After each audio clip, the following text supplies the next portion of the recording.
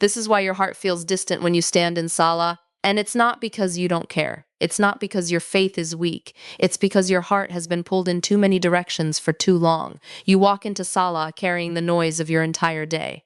Your mind is still replaying conversations, worrying about tomorrow, holding on to what hurt you yesterday. Your body is present, but your heart is scattered. And so when you say, Allahu Akbar, your lips move, but your soul hasn't caught up yet. Understand this. Focus in Salah is not something you switch on in a moment. It is something you build long before you even raise your hands.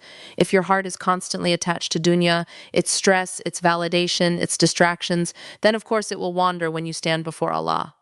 Because Salah is not just an action, it is a meeting, and a heart that is addicted to everything else will struggle to be hadr, present, with the one who matters most. But here is the hope. Your inability to focus is not a dead end. It is an invitation to return. You can fix this, but not by forcing concentration alone. You fix it by healing the connection between you and Allah outside of Salah. Start by slowing down your life. Not everything deserves your attention. Not every thought deserves to stay. Guard your heart during the day, and you will find it calmer at night, because the heart you bring into Salah is the heart you've been feeding all day. Then prepare for Salah like it matters. Because it does, don't rush into it from chaos. Pause. Breathe. Make wudu as if you are washing away not just dirt, but heaviness, distractions, sins. Feel it. Let it mean something. When you stand to pray, remind yourself, I'm about to stand before Allah, not as a routine, not as a task, but as a liqai, meeting. And when your mind wanders, and it will, don't panic. Don't give up. Gently bring it back. Again and again, even if it happens 100 times. Because every time you return your focus, you are choosing Allah over everything else. And that choice matters more than perfection. Also, begin to understand what you are saying. The Quran is not meant to be recited without being felt. Even if you start small, one surah, one phrase, learn its meaning. Because when your heart understands, it responds. And when it responds, Salah transforms. And most importantly, speak to Allah in your sujood prostration like someone who knows they are heard. Because you are. Don't rush your da'ah. Don't make it mechanical. Pour your qalb, heart out. The more real you are in your connection, the more hadr you will become in your prayer. You're not struggling because you're failing. You're struggling because your soul is searching for depth, for sincerity, for real connection. So don't walk away from Salah when it feels hard. That's when you need it the most. Stay. Even if your focus is weak. Stay. Even if your heart feels heavy. Stay, because the one thing more powerful than a perfectly focused Salah is a servant who keeps returning despite the struggle, and one day, maybe suddenly, maybe slowly, you will feel it. That moment when your heart becomes still. When your words begin to land, when your sujood feels like home, and you will realize the problem was never that you couldn't focus. It was that your heart was waiting to truly come back. Focus in Salah does not begin when you say Allahu Akbar. It begins long before that moment, hidden in the quiet choices you make throughout your day. It is shaped in the way you think, the way you respond, the way you remember, or forget Allah when no one is watching. Many people approach Salah as if it is an isolated act, disconnected from the rest of their lives. They expect their hearts to suddenly become still, hadr, present, and deeply connected the moment they begin. But the heart does not work like a switch. It carries its state from one moment to the next. So if it has been distant all day, it will not instantly become close in prayer. Your connection with Allah is not built in minutes. It is built in moments. It's built in the quiet dhikr, remembrance, when you are alone. It's built when you choose patience over anger, when you lower your gaze, when you hold your tongue, when you turn back after making a mistake instead of turning away. These are not small things. These are the threads that weave your relationship with Allah. And Salah is where that relationship either shines or feels strained. If Allah is absent from your thoughts throughout the day, your heart will feel unfamiliar when you try to connect in Salah. But if you begin to carry His remembrance with you through small, consistent acts, your heart will recognize that connection when you stand to pray. Start simple. Whisper Subhanallah when you notice something beautiful. Say Alhamdulillah, not just when things go right, but even when they don't. Call upon Allah in moments of stress before you reach for anything else. These are not just words, they are anchors. They pull your heart back again and again until returning to Allah becomes natural. And as you build this awareness, something powerful begins to happen. Allah is no longer someone you only turn to 5 times a day. He becomes the one you turn to in everything. When that shift happens, Salah transforms. It is no longer a sudden transition from heedlessness to huzur, presence. It becomes a continuation of a connection that was already there. You are not starting from zero. You are simply stepping deeper into what you've been nurturing all along. Also, pay attention to what distances your heart during the day. Certain habits quietly weaken your connection, constant distractions, heedless scrolling, engaging in negativity, or allowing your mind to be consumed by dunya. These things may seem harmless, but they leave a athar, mark, on the heart. And over time, those marks make it harder to feel closeness in worship. But just as distance is built gradually, so is closeness. Every small act of sincerity matters.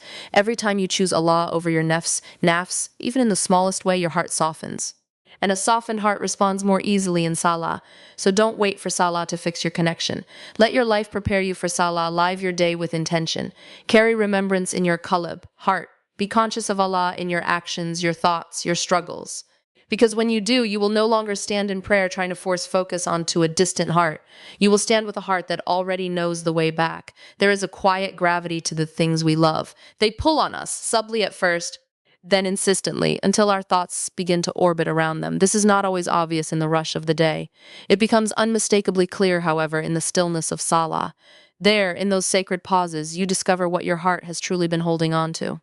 When attachment to dunya grows unchecked, it doesn't just fill your time, it fills your inner space. You begin to measure your worth by outcomes, your peace by circumstances, your mood by what you gain or lose, and without realizing it, your heart becomes tethered to what was never meant to hold it. So when you stand in Salah, something feels off. You recite, but your mind negotiates unfinished tasks. You bow, but your heart is still chasing something you fear losing. You prostrate, yet a part of you remains standing, guarding, planning, worrying. It's not that you don't want to connect. It's that something else is holding you more tightly. This is the nature of deep attachment. It competes, not always loudly, not always in obvious ways, but persistently. The more your heart leans into dunya for security, validation, or control, the harder it becomes to surrender fully in prayer. Because Salah asks something profound of you. It asks you to let go, if only for a few moments, of everything except Allah. And a heart that is overly attached will resist that letting go. But this isn't a call to abandon the world. You were never asked to withdraw from life, your responsibilities, your ambitions. The shift is more subtle, more inward. It is about where your reliance rests. It is about what your heart clings to when everything else feels uncertain. Dunya is not the problem. Dependence on it is. You can have goals but not let them define you. You can care deeply but not let that care consume you. You can strive, plan, and build, but with an understanding that outcomes are never in your control. That quiet awareness begins to loosen the grip of attachment, and when that grip loosens, something beautiful happens in Salah. Your takbir feels lighter, your recitation less burdened, your sujud prostration more sincere, because your heart is no longer divided between multiple anchors. It begins slowly to settle. This kind of detachment isn't built in a day. It grows through repeated reminders to yourself. This is temporary. This is not where my ultimate peace lies. It grows when you pause in moments of stress and redirect your reliance. When you lose something and say, not just with your lips, but with your understanding, Inna lillahi wa inna ilayhi raji'un. When you gain something and remember its source before celebrating the gift. Over time, your heart starts to reorient, not away from the world, but above it. And then when you stand in Salah, you are no longer being pulled in 100 directions. You are not trying to silence a storm of attachments. You are bringing a heart that has learned imperfectly, but sincerely, where its true center lies. So if your focus feels weak, don't just look at your prayer. Look at what your heart is holding too tightly, because the truth, often hidden beneath layers of distraction, is this. Whatever owns your heart outside of Salah will follow you into it.